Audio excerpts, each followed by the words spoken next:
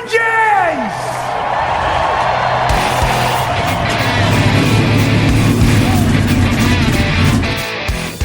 Hit the pace car! What for? Because you hit every other damn thing out there. I want you to be perfect. When I'm driving, I got a guy on the radio who talks to me. It's him. He talks to me. Well, I wanna be a race car driver. Pretty girls eating from my hand, yeah. Wanna live a life of fun and danger. No sweater working for the man, alright.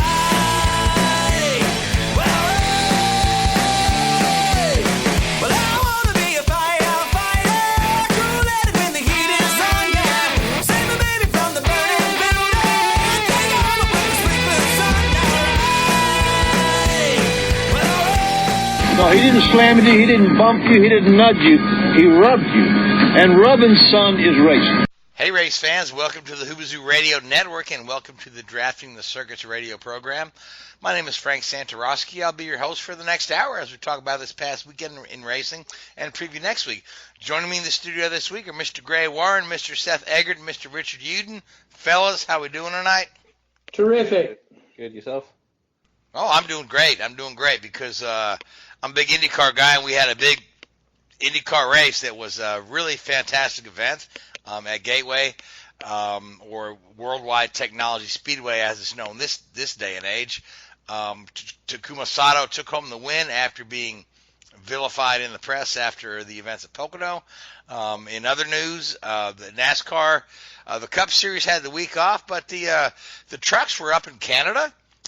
Brett Moffitt took the win out there at the Canadian Tire Park, and Christopher Bell took the Xfinity win at Road America. So two great road courses for the Junior Series in NASCAR, and a very exciting oval race for the IndyCar Series. So let's talk about the Gateway race for IndyCar. This event, the first year they had it, it was very successful, and it's only grown. It's only grown from there. They had, matter of fact, sold out most of the grandstands available for seating, opened up turn one, sold another 11,000 tickets, essentially to a corporation looking to buy 11,000 corporate tickets, which was, it's all good and well. I mean, that put 11,000 more people in the stands. So, as this race gets underway, it's under the lights. It's very exciting. The same characters from the initial Pocono wreck, being Sato, Hunter-Reay, Rossi, almost get bottled up first turn of this race. Everyone gets away cleanly, and the race goes on. Penske cars are solid up front. Santino Ferrucci leads the most laps on the day. And here's a kid who we've talked about, time and again on the air. Our colleague Joey, who's not here with us tonight, is not quite sold on Santino, as we talked about last week. But, man, the kid looked really good this week, worked his way through the front. Sebastian Bourdais, his Dale Coyne teammate, also running right there at the front. Looked like we may actually end up with a Dale Coyne 1-2 for a while until Sebastian had a little problem, got up a little higher in the marbles, hit the wall, ended his day early. Santino remained strong. A caution at through the pit stops there allowed Takuma Sato, Ed Carpenter, Tony Kanaan, who hadn't pitted yet, up the front, and we kind of ended that way with those guys up front. Now, for Takuma, he had a fast car all night. You can't say the whole thing was based on luck or strategy, but the strategy was correct, and the luck fell his way. And it's so interesting. Richard, you and I were talking. On a road course, if the caution comes out after the other guys have pitted, you go straight to the back. On a short oval like this, just a little tick over a mile, 1.25 miles. If the other guys have pitted and then the caution comes out, you're in the catbird seat because those guys are now lapped down, and you're pitting under yellow, and you go right back to the front, and that benefited Takuma, Tony, Ed. So, good job to all of them. Rossi, who's looking to win a championship, had the strategy all wrong. he stayed out on an earlier caution, trying to stretch the fuel. Turned out to be the absolute worst decision of the weekend, and he ended up mired back in the field, lapped down towards the end. He couldn't stretch the fuel, had to make a late pit stop. Newgarden looking to capitalize, and Simon Pagenaud was ahead of Newgarden. He's looking to gain some spots. Right on the last lap there, we had Santino Ferrucci get a little high up into the marbles and come back into the racing line right in front of Joseph Newgarden. Newgarden goes down, hits the curb, spins, loses 8 spots on the last lap. But he still gains points in the championship. This is one of the luckiest guys in the world. But the long and short of it is Pagenaud leapfrogs over Rossi for second spot in the championship, and Joseph extends his lead. Now, Richard Gray, Seth, did any of you guys get a chance to watch this race? Because it was a really good show. Yeah, it was a good show. It's it's interesting how it's sort of picking up. This is the second, third year they've had that race there now. Third, yeah. It seems to be one of those events that's going from strength to strength. And the whole city in a way sort of being a bit rejuvenated, isn't it? They lost the Rams a few years ago, but they've just signed an MLS contract, and they're really sort of starting to pick up with their the IndyCar program. The Cardinals are in first place. Yeah, exactly. So they're it's great. I'm really pleased. It's a beautiful city. If you get a chance to go over there, it's a great place to visit, and it's great that the racing's so good around that unique little circuit there. And that auto group, the Bommarito Auto Group, has really gotten behind it, and that always helps when you have a strong sponsor that will underwrite the event and help with it. And when they can do that, and it gets it helps with marketing, helps the track with marketing in the area. And when you can do that, you got the race out front in front of people, and you're gonna get a good gate. Yeah, and on top of that, the rest of the city has kind of gathered around this event. They had on Thursday night they had an IndyCar night at the Busch Stadium, the ballpark for the Cardinals. They had several show cars out there. They had a little IndyCar fan fest, and then they had Joseph Newgarden throw out the first pitch for the game. On top of that, they had the hockey players from the St. Louis Blues who have just won a Stanley Cup. They're at the race with the Stanley Cup, and there's so much really nice cross promotion in there. And when you see that after 3 years, the crowd has grown rather than waned off, and oddly enough, if you look at the quality of racing, it is processional at times during the middle portions of this race. But they have gotten lucky. I don't want to say lucky, but each race has had a pretty exciting finish when you go back to the first one where Newgarden came down low almost into the grass to nip Simon at the end, and then this race here with Sada winning, they've really been blessed, I guess, with an awesome race, and so a lot of the talk now is like, why don't we make this our finale? Yeah. You go back and think, they've got a textbook for marketing and putting on the race. They've got the community involved in it. They've got whoever is the group that does it is spot on, knows what they're doing. And other tracks like Phoenix and some of these other tracks should take note of what they're doing. NASCAR in general. Yeah, well, just going out and promoting the race. You've got to promote it and get out front. You can't leave it up to IndyCar to do it. IndyCar's not going to do it. The only other track that I can think of that compares with what Gateway has done with its rejuvenation in recent years, I would almost have to go and point at Darlington Raceway. Yeah. Absolutely.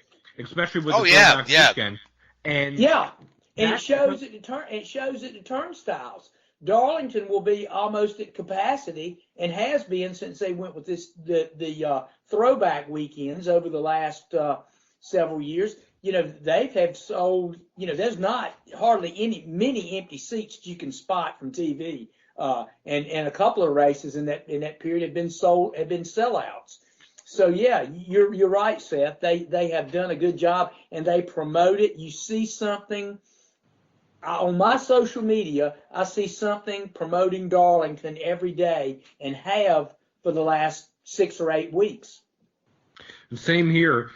That's something that Chip Weil, who was the president at the time, he pitched. And he went personally to each and every single team, he did. Each and every stakeholder, with a PowerPoint presentation showing this is how we plan on doing this. This is what we want to do. The first team to agree to do it was Stewart-Haas Racing. The next team he went to was Hendrick Motorsports, and he said, by the way, Stewart-Haas already agreed to this. Yeah. Well, he came to RCR. I remember when he came to RCR, and Chip Weil and I go back a long way. Chip Weil was on the marketing staff at Bill Davis Racing many years ago. So yeah, that's when he got his start right out of college. He got a job at Bill Davis and was working on the marketing staff there. So and PR staff. So yeah, I've watched him climb the ranks, and he's done a good job. Did a great job at Darlington, and that kind of got him the gig at Daytona that he has now. So yeah, Chip understands it, knows what you've got to do. You've got to get out in front of things, and you've got to go that extra mile. You can't rest on your laurels. You can't. You got to get a lot of people involved in it, and push it day in and day out, and it'll go. I just think that so many things now they just fall short supporting these things. And we can go back and look at California. I think California, IndyCar didn't do a good job out there marketing that. And you can go with the group that owns, Auto Club Speedway and IndyCar together. You got to get out in front of it. And Phoenix too. Phoenix was a failure. Simply, I think, because it wasn't marketed right. Sometimes I wonder when these IndyCar races fail, some of the ones that fail, and Pocono is going to be the next one to fail because it's pretty likely that when the schedule is released later in the week, it's going to be Richmond on, Pocono off. But these tracks that have failed have an existing NASCAR date, a Cup date. Gateway is kind not of all of them. Not all of them. But Phoenix does for sure, and California does for sure. Vegas does for sure. But Gateway is in a sense, they're auditioning for a Cup date. They'd like to see that, right? Yeah. But I wonder if once they get the Cup date, will IndyCar become okay? Well, we don't need you anymore because we saw that exact scenario play out of Kentucky. I think if they keep the same group that really pushes that's got, obviously this group that is doing this thing at Gateway has a passion for IndyCar racing, and I think they'll continue to do it. NASCAR's not going to bring their premier series there. To Gateway. I don't see it. Not until maybe 2021 or 2022. Right. Anyway. I don't, they could, I don't know. I know they'll always do their, the trucks and the Xfinity cars are always their first bargaining chip when they try to do something like this. But, looking at Mid-Ohio, two things here. Mid-Ohio has great crowds for IndyCar, has had every year, haven't they, Frank? Yes, they have, yeah. And then they have an Xfinity weekend, 1 weekend removed from the IndyCar race, and both of them draw decent crowds. Right, and I tell you, the Xfinity race at Mid-Ohio is one of the best of the year. I always think it's terrific. That's a great course. Mid-Ohio is. Road America as well. Yeah, Road America. I like Mid-Ohio better than Road America. Road America is a little bit too long-winded for me. Was it 14 turns, 4 miles? It's a good racetrack. Don't get me wrong, and I enjoy watching it. But I think Mid-Ohio is so much action. It's you got the tight corners. The cars seem to run on top of one another, and they don't get that long-legged break like they do at Road America. The longer straightaways, they can guys can get away. It seems like it's the Mid-Ohio can be pretty doggone good lap after lap. When you get all the leaders up there battling, but that goes to Mid-America's love for IndyCar. It seems like the Mid-America tracks have, and that's IndyCar's wheelhouse. Would you agree, Frank? Oh, absolutely. Yeah, that's why there are a lot of folks who are pushing for, why don't we make, Gateway be the season finale? It's right there in the middle of IndyCar country. It's right there in the heartland of America. It's not too many hours from the Indianapolis Motor Speedway, where the bulk of the rabid fans exist. And why are we out here in wine country? For a race that's drawing significantly fewer fans, other than the fact that the corporate hospitality out there is pretty nice. Why not end the series at Gateway? End it on an oval. We're losing ovals left and right, and here's an oval that puts on a great race and draws a good crowd. Yeah. That's the thought there. So one more thing before we get off IndyCar and this thing that we're on here now. Oh, I'm not ready to get off IndyCar yet. I got a couple of more things I want to go over, but you go right ahead. I can't understand why Homestead went away. I always thought Homestead was a good track for IndyCar. I don't know what the problem was there. You would think that when you talk Homestead, you get down in the Miami area. You think since IndyCar has more of an international flavor to it because of the drivers, and Miami being more an international type city, that you would think that the two together would spell success. You would, yeah. Again, that's one that baffles me. Why are we not in the Miami area? The St. Petersburg race draws quite well, but that's hours from Miami. So, and they used to put on a good show at Homestead, even before and after they reconfigured the track. So, but I want to. It'd be terrific now. Oh, it certainly would, yeah. But I want to get back to the Gateway race for a second, and just throw this odd bit of information out. So, Scott Dixon had some problems in the race. Scott Dixon, who was the get-home for the championship, but he had a piece of debris pierce his radiator, and they determined that this piece of debris was left over from a NASCAR K&N car whose engine had blown. And I'm thinking, my gosh, have we not cleaned the track that well between the warm-up act and the headliner? If I may. You go right ahead, because I know you probably know more than me. There was a NASCAR K&N race as part of the weekend. Right, it was the day before. It was the day of. Okay, all right. It actually had to get shortened time-wise and lap-wise because they were running up on the IndyCar race itself. So it first got shortened from 125 laps to 98 laps. There were 2 engine failures in the race, one on the 10th lap of the race and one on the 27th lap of the race. So they were fairly early in that race. So there's no reason why, whether it was NASCAR or IndyCar officials, should have missed something on the track, considering it was only a couple of hours before the race. Exactly. And I don't know how big this piece of debris was. It could have been just a very small piece of debris. Could have been a bolt.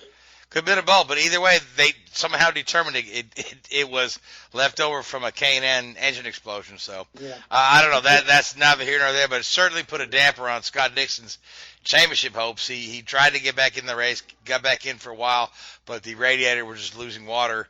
at an alarming rate, so there was no way he could stay in. So, Speaking of that, though, they also had a problem prior to qualifying in the IndyCar race when one of the old Indy Roadsters that they had there, doing parade laps around the track. I think they had some of the old. Yeah, they had some vintage cars out there. They had some vintage Indy cars Yep. there, and one of them oiled the track down prior to qualifying. And the first car that went out, I forget who it was. I watched Connor it on Daly. TV. Connor Daly, yeah. Yeah, he kind of messed his lap up because he got down in the speedy dry and washed up the racetrack. But I just thought I'd add that in too. Let's talk about Connor Daly for a moment, though. Here's a guy who's still hoping to find somebody to give him a full-time home.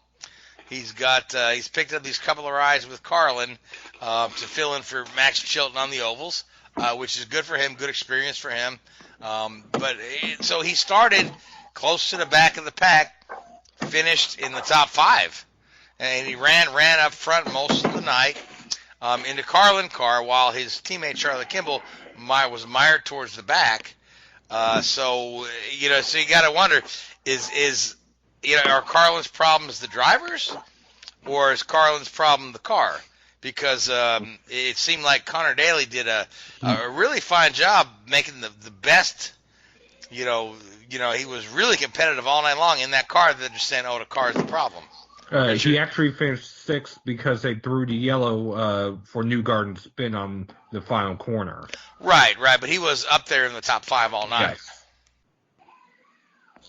So and we'll see Connor again at Laguna in an Andretti car. So that'll be neat to see. So at the end of the day, Richard, our friend Takuma Sato, has gone from chump to champ within the series of a week. He now has exactly 3 more wins than his teammate Graham Rahal does since joining the team. So, good stuff for Takuma. And we're going into Portland, where Takuma won last year. So, Richard, what are your thoughts on Takuma going back-to-back? You feel like he can do it? Well, he's one of those guys that, unfortunately, consistency isn't his strong point. But given as you saw earlier in the year, was it Barber this year where he dominated? Mm-hmm. Yes, he won at Alabama, and he dominated at Texas until he had the issue in the pits where he came in too hot and hit the crew member. Brain phase, yeah. Yeah. Again, typical Takuma, unfortunately. But he's a guy that, given any, if he could string half a dozen races together in a year on that sort of pumps, he could be a championship contender. I don't think there's any question about that. But there's no reason he can't go back to back. I thought it was great. You could argue he probably didn't deserve to win, at Gateway because he wasn't. He had a quick car, but wasn't the quickest. He got a little bit of luck with the flow of the cautions there. But you got to get. I think he deserved it in a way after all the just complete disgraceful behaviour by the pundits and the media from the Pocono event. So good for him. Glad to see he bounced back and.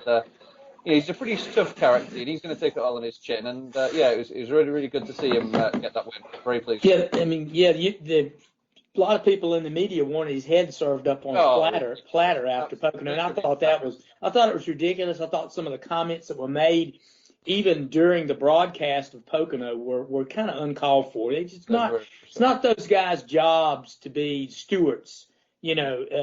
Call the race, say what you think, but leave leave all the other stuff out of it. Just do the black and white portion of it, and you'll be fine. But I think that was Takuma's 5th career IndyCar win. Am I correct on that, Frank?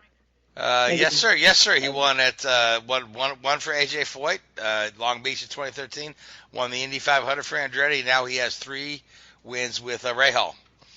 So good for him, and he's a solid veteran performer, and that's that's what you can say. And that's pretty. He represents himself well week in and week out. And speaking of veteran performers, we had one of the oldest podiums at Gateway that we've seen in a while, between Takuma being 42, Tony Kanaan pushing 44, and Ed Carpenter, who's 39, all on the podium. So, hats off to the old guys, So, Mm-hmm. Yep. Your Alexander Rossi's and Santino Ferrucci's and Joseph Newgardens have their day, but sometimes the old guys do too. So, Kanan was quick in practice. Kanan was quick in practice, yeah. What were you saying, Richard? I've still got a chance then. If all those guys are older than me, so I can still, I've still got a time. Sure, yeah. It's fun to dream, yeah. So we're off to Portland. We're off to Portland next week, and before we have a little break before the season ender. So a lot at stake at Portland. The championship battle is tight. I mean, Joseph has got a little breathing room, but not much. He's got Simon breathing up his neck. Rossi is fired up and ready to go at it. So, Seth, who do you like for a winner at Portland?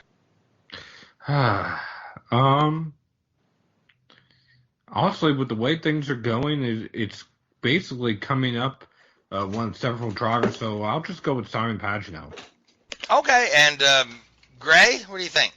Rossi's got to rebound. He's got to keep his championship hopes alive, and I think he knows it. His team knows it. I think they're going to go in. They've been disappointed the last few weeks. Got taken out early at Pocono. Didn't like the result at Gateway, so I think they're going in on a mission this week. All right, now Richard, what do you think? Did Gray just call Dixon there? No, Greg called Rossi. Okay, I'll call Dixon then. Might as well call Dixon. Yeah, that's another guy in a mission there who didn't like the result out of Gateway. I'm going to say somebody kind of not in the championship fight is going to come to the front and win this thing while the other guys are being a bit more conservative. I'm going to say Ryan Hunter-Ray takes a win at Portland, his first win of the year. So that being said, before we move on to talking about the road course races for NASCAR, I do want to mention that Jesse Combs, who is the holder of the land speed record for a female, lost her life trying to break her own record out in the desert in Oregon. Now, for you folks that don't watch racing a lot, you may remember Jessie from her appearances on the Mythbusters television show. She was on there, but, not a lot of details coming out there other than that she was the lone fatality in there. But she's running this land speed car that is made largely from an airplane fuselage, to tackle this land speed record. So very unfortunate that she lost her life in her quest to break her own record, which I believe was 398 miles an hour overall, with a top speed through at 440 miles an hour. So that's incredible speeds. But the racing world will miss you, J.C. Combs, and our thoughts are with your friends, your family, and those that knew you well. Now moving on to Road America, let's talk about Christopher Bell taking a nice road course win. Gray, Seth, what you guys want to jump in on this? Well, Christopher Bell can no longer say that it's not good at road courses. That was his line of basically attack prior to the weekend, that he's not good on road courses. He's finished second, and first on road courses this year. I think he's gotten better at them than he's willing to let on. I was going to say, I think he's selling you a line of goods. Yeah. But he and his teammate Max DiBenedetto and AJ Allmendinger, they dominated the day. Came down to a late race restart. AJ Allmendinger on the restart, he went to shift from second to third, and the car caught neutral for some reason, spun the tires. He ended up getting spun by Noah Gragson, then trying to work his way back through the field behind Austin Cindric, got turned around, ended up in an accident with NASCAR Euro Series driver Loris Hazemans and a few others. DiBenedetto had been up front prior to that final caution. A couple cautions earlier, he was in the lead, came on the pit road, just like Jack Hawksworth in that 18 Gibbs car at Mid-Ohio. pit crew let him down. He went from first down to about 8th or 9th, had to work his way back up. Final corner, DiBenedetto, as he called it, made a rookie mistake, spun off track and into the tire barrier. All right, so good day for Christian Bell. How many races are we off for Xfinity to be in their playoffs? I believe we are 3 or 4 away now. Right, and the trucks are in their playoffs now, right? Correct. The Xfinity race at is Canadian. 3 away. The race at Canadian Tire Park was the first race in the playoffs. Second, okay, all right. So let's talk about the trucks out up there in Canada, because that's always an entertaining race, especially when a couple guys get in a fist fight at the end. Although we didn't have that level of drama this week, we did have a good race. It was a good race. Brett Moffitt absolutely dominated the weekend. He was fastest in practice, qualified on the pole, led 44 of the 64 laps on his way to victory. No one could touch him. Alex Tagliani got his best finish in the Truck Series, second in the Kyle Busch Motorsports 51. His two teammates, Harrison Burton and Todd Gilliland, both had engine troubles.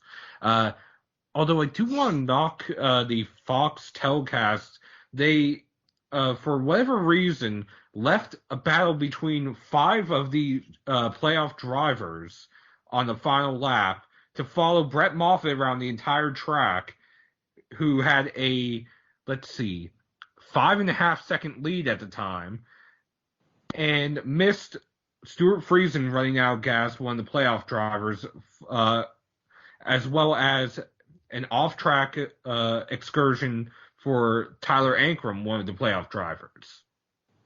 Ouch, yeah. So, I mean, sometimes it's hard for these TV guys to know where to put a camera to, but if you got a guy 5 seconds ahead with nothing going on and a battle in the mid-pack, put the camera on. Put the camera on that. You had 5 playoff drivers, all under a blanket, essentially. That's how close they were together. You could see when they were following Moffitt down the Mario Andretti straightaway, you could see Austin Hill, Johnny Sauter, Stuart Friesen, and Ross Chastain all go into and out of turn 5 together, and they didn't switch to them. What are you gonna do, Seth? I'm gonna go ahead and I'm gonna go ahead and fill out your application for Fox Sports and put it in with my recommendation. Say, hey, hire this guy. So now, Gray or Rich, you guys get a chance to watch any of these road course races from the NASCAR Junior Series this week? I watched some of the Xfinity. Yeah, I saw some of the Xfinity racing. It was good racing. Matt DiBenedetto, goodness me, any team manager worth of salt is going to turn around and tell him he's fired now, aren't they? Because he seems to perform pretty damn well when he's under scrutiny there, doesn't he? That was very impressive by him again. Now let's talk about Matt for a second, because here's a guy who's lost his ride for next year in the Cup Series. I mean, is there anybody interested in him? Because you got to figure the guy is putting together some really good results, and it'd be a shame for him to be on the outside looking in. Are there any hot prospects for him? Unfortunately, right now it doesn't look like it. Go Fast Racing, his old home, for all intents and purposes, from what looks like, is entering into an alliance with Stewart Haas Racing that would bounce Corey LaJoie from that car. The only car that currently is competitive in any way, shape, or form that has an opening is at Front Row Motorsports, where David Reagan is retiring, and they apparently are talking to Corey. I know there's at least 1 or 2 Xfinity teams that are expressing interest in Matt DiBenedetto. He was actually asked about even going down to run for Gibbs full-time next year, and he said that Gibbs is already filled up for next year, although they haven't announced who's going to be in some of their cars, especially for Xfinity, and that the KBM trucks are already filled next year. Poor guy, man. Here's a guy that can drive well and can't get a break. But I mean, we see this in many forms of racing where you got a guy who's just good. He just doesn't either have the backers, the sponsors, or he just doesn't have the connections. But at the same time, here's a guy who's putting together decent results week after week after week, and you gotta wonder. I mean, do you want a flash in the pan guy who's gonna win one week and be last the next, or here's a guy who's consistently delivering decent results? Unfortunately, it's very much sponsor driven. Sure it is. Yeah. For example, the driver I was talking about in the Xfinity Series, Loris Hazemans, who comes from NASCAR Euro, he got his ride as a result of one of his friends from ARCA way back when, and his sponsors were a bunch of basically his Dutch fan clubs that helped pay for the travel expenses for him to get there. I mean, it is what it is. The teams need the money, right, Gray?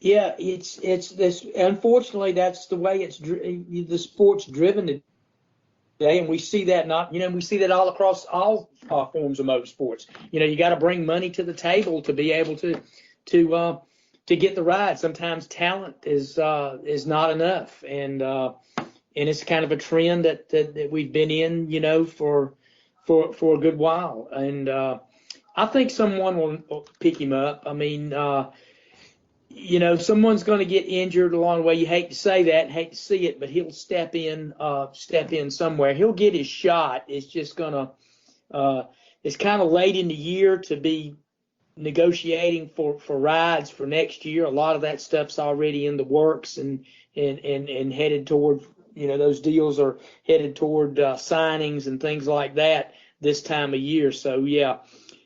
He'll get his shot. He'll do some fill-in duty. It's up to him. He just has got to, step in and perform each opportunity he gets. Yeah, that's the best thing he put on his resume. So Seth, are there any guys in the Cup Series who may be on the chopping block for next year? Anybody who's in danger of saying, okay, your services are no longer needed, or is everything pretty? I mean, the silly season in Cup has been pretty quiet this year compared to past years. The only one that has spoken publicly is Daniel Hemrick. He said that his situation is iffy for next year. That was at Bristol. There are reasons for that I can't about here, but otherwise there are not many drivers that are on any sort of chopping block, at least publicly. There are some that, if you look at the results, if you look at where the team has been versus where they are this year, you can kind of figure out maybe people. I mean, there's whispers already about Jimmy Johnson, but there's been whispers about him possibly stepping away for the past 3 years. Then you have someone like Daniel Suarez that all of his teammates, or for the most part, are running very, very well. And he's had good moments and he's had not so good moments. So you really have to almost like pick and choose, looking through the running order to see who should be safe and who is in trouble. Okay. And speaking of guys that are in trouble, let's tackle this Tyler Dippel story, okay? Okay. So, Seth, I'm just going to let you tell it start to, beginning to end, because this guy has been in and out of trouble, and I think at the end of the day, he's not as bad a guy as he was initially made out to be, but I'm just going to let you, navigate the minefield. Well, it goes back to March of this year, Martinsville, Virginia. He was pulled over for reckless driving. He pled that down to improper driving. I believe that's just probation. Was the only incident until he decided to go after Ben Rhodes post-race at Eldora while on the cooldown lap, so that was his second strike. Then this past weekend, driving in his hometown in, I think it's Overkill, New York, or it's in New York, he was pulled over by the state police for going in excess of 80 miles per hour in a 65 mile per hour zone. He and his passenger were asked if they had been taking any drugs, which they both denied. He was asked if the troopers could search his vehicle, which, because he didn't believe he had anything, he gave them consent. They found a book bag in the trunk with a pill bottle for Adderall that was not prescribed to him and not prescribed to the passenger. Therefore, they had to charge him with possession, which he notified NASCAR and his team as soon as he could. It ended up being a couple hours later because he had to go down to the station, do a drug test, etc. And because of that, NASCAR had to penalize him for essentially violating the code of conduct.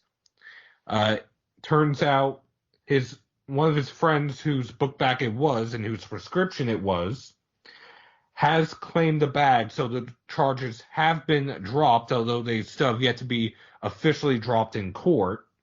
So until they're dropped in court, he is still on NASCAR suspension. Right, but he's not being forced to the road to recovery because he took another voluntary drug test and pretty much he's clean. Clean. He passed the random one at Bristol, which was the week prior. He passed the one at the police station, and then he took one when he got back to North Carolina, and he passed that one. Okay, so he's actually passed 3 drug tests. Yeah, so we can assume he's not using.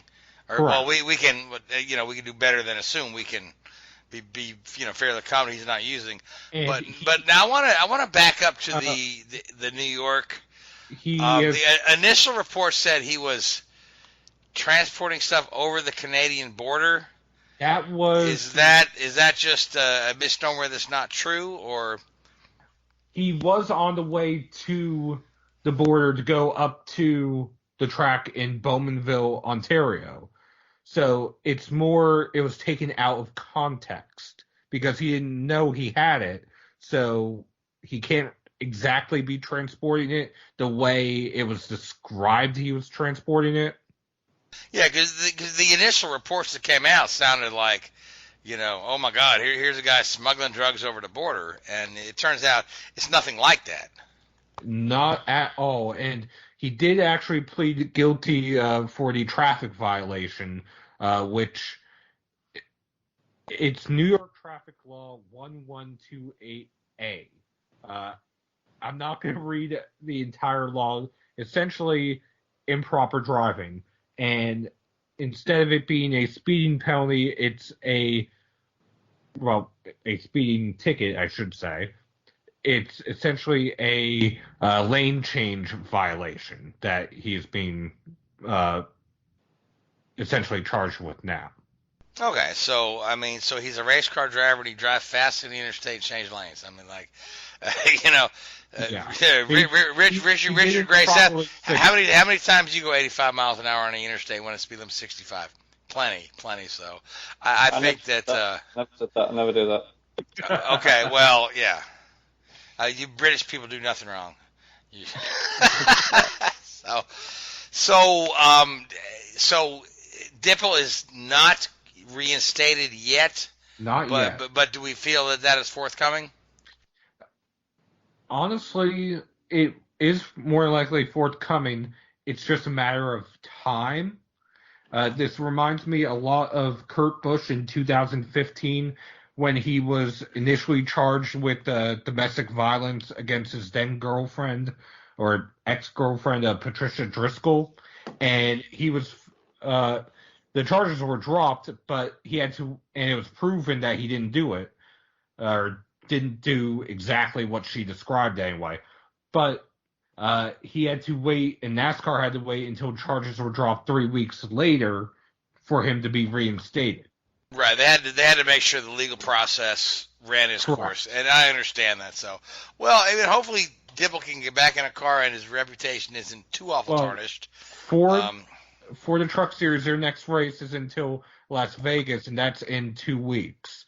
So, depending on how fast New York law moves, he might be reinstated in time for the race.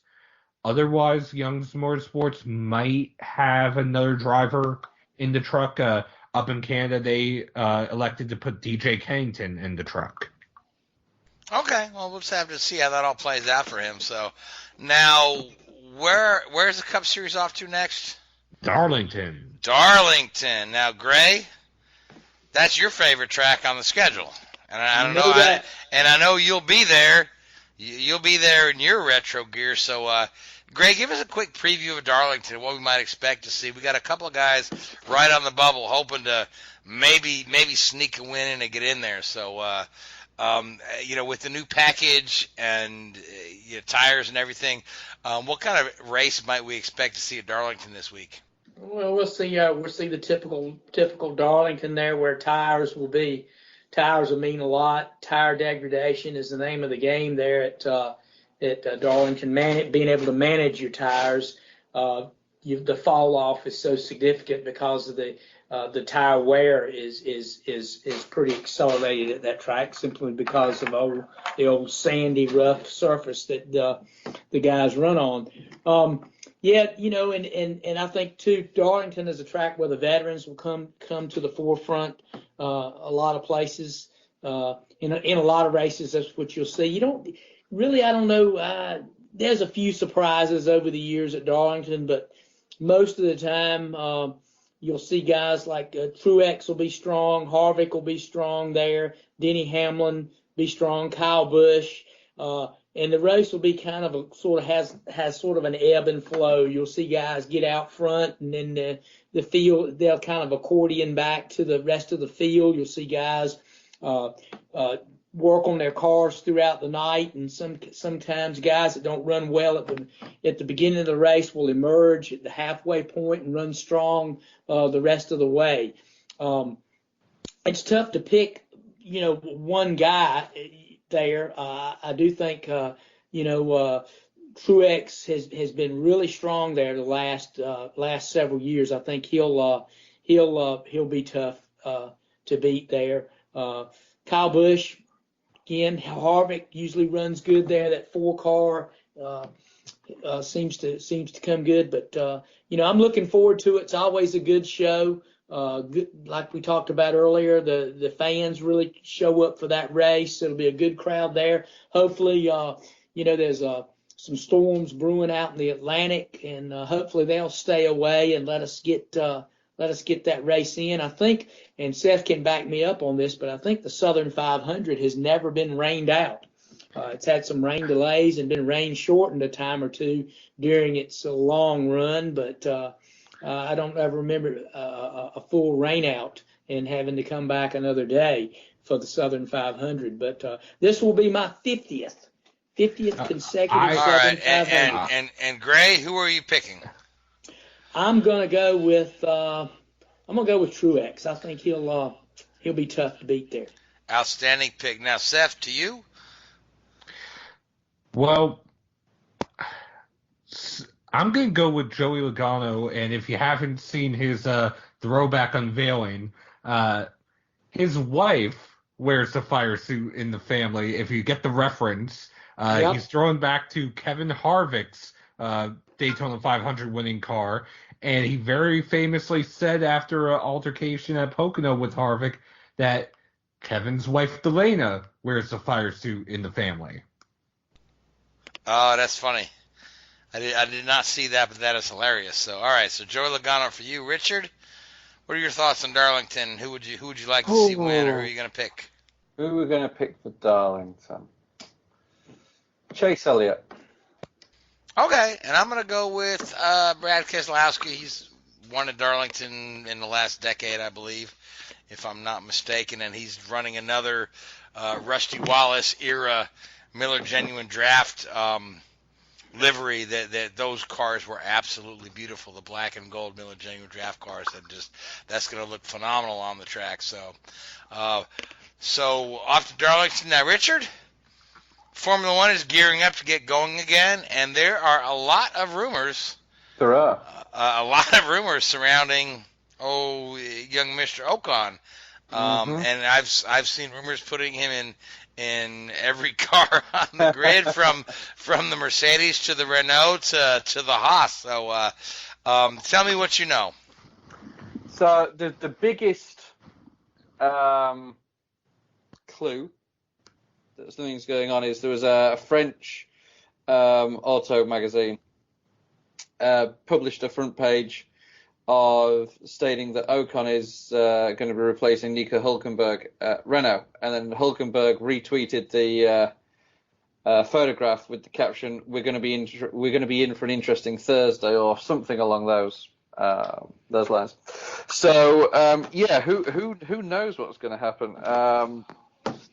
Have they decided to keep Valtteri on and loan him out? Now, I believe that if Ocon does go to Renault, then he will sever the ties with the Mercedes stable. And that's something that Toto Wolff in the past has said. He said that, Esteban's future is more important than Mercedes keeping a stable of drivers. I wonder if that's a bit of a dig at Red Bull there. But, you could see him go there and move away. Now, obviously, if a team like Mercedes came calling, unless Renault are being extremely competitive, it would be a no-brainer for him to jump ship and go back to Mercedes. Or they may be looking at some of the other drivers in their stables. I know that some of the stuff that some of the other young Mercedes drivers have been doing has been very impressive. So there may be Mercedes sort of spreading them out and seeing what happens, really. Yeah, so there's a lot of speculation here, and one of the one post I saw that Daniel Ricciardo is going to have a new teammate next year. So I guess whether that's Esteban Ocon or no, or what's going to happen next Thursday or this coming Thursday. Tomorrow. Yeah. After we tape our show and it airs after the announcement. Yeah. A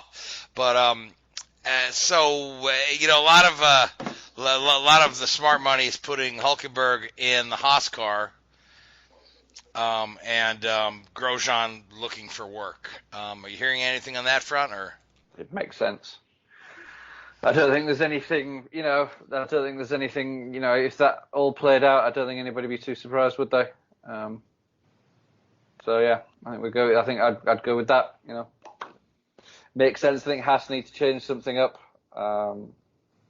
both technically and within the driver lineup. Not that either of the drivers have done a particularly bad job, I don't think. But they're just not quite getting there, are they? I don't think they're just not quite getting the job done. Anybody else that we consider safe that might be a surprise, or So who do we think is at risk? We think obviously I would say Kubica's at risk. Kubica's definitely at risk. Yeah, we think both Haas drivers are at risk. Both Haas drivers potentially at risk. I think both Perez and Stroll have long-term contracts there. I think that who knows what's going on in the Red Bull merry-go-round of drivers. Obviously, Verstappen's safe, and it does leave the other seat open. Will you see Gasly drop back into a Toro Rosso for next year? I don't know who. You see, they ditched Tictum off their young driver list, and I think it'd be too soon for the guy that was doing some of the. The guy who was doing some of the IndyCar races now over in Super Formula. Pato O'Ward.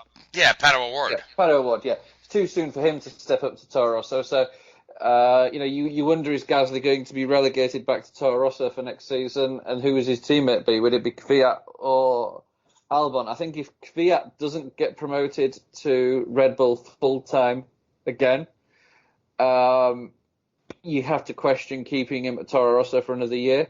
Obviously, the reason they brought him back into Toro Rosso was to see if he could cut it with Red Bull again. So to put Albon in the Red Bull, that's basically Albon's got a 6-month job interview, and he's going up against what they know in Kvyat. Kvyat's a known quantity, and they can compare the two. So I think on the Ferrari side, both guys are safe. Mercedes side, obviously Bottas is unsafe, but who knows what's happening there. There's a few changes. I think Mercedes, I know McLaren, both drivers are signed in for next year. I think they've both done a fantastic job. So there's a few little movements, but I don't think there's going to be anything. I expect that Kubica, if he's replaced, he could be replaced with Latifi, the current, I think he's still the points leader in the Formula 2 Championship, who's put on the Williams sort of young driver plan, or whatever you want to call it. So yeah, nothing major going on. I don't think. No, I don't think there's going to be any surprises like there was with Ricciardo last year. Okay, good stuff. So when are we racing now? We're racing this coming weekend. This weekend in Spa-Francorchamps. Yeah. Okay, that's one of my favorite racetracks. Oh. So who do you like for Spa? Leclerc. And Gray, who do you like for Spa? Oh, let's see here. Coming out of the break, I'm going to say Hamilton. All right, good stuff. Yes. And Seth, what do you think? For Spa, let's see if Vettel can get out of his funk. All right, so that leaves me Verstappen. And of course, Spa is always subject to questionable weather, and sometimes it rains on half the track and not the other half, and so it can produce an exciting race. And so we'll just have to see how all that works out. But we've got about 5 minutes left, guys. So are there any topics out there, Dang, that we haven't touched on that anybody wants to speak about? Matt Borland, the crew chief for Ty Dillon, was suspended for violating the substance abuse policy. And what substance did they say what substance it was? I heard it was diet coffee, right? Which is that's crazy. what he blamed. It is some sort of supplement that has an amphetamine in it. It's the same substance that Bailey Curry was suspended for at Bristol. Justin Alexander will serve as interim crew chief for Ty Dillon this weekend. So let me ask you this, okay? So this is, again, something that's coming off of a supplement, right? And you and I both know that there are all these little shops everywhere, homeopathic health or this or new health, where they sell these supplements.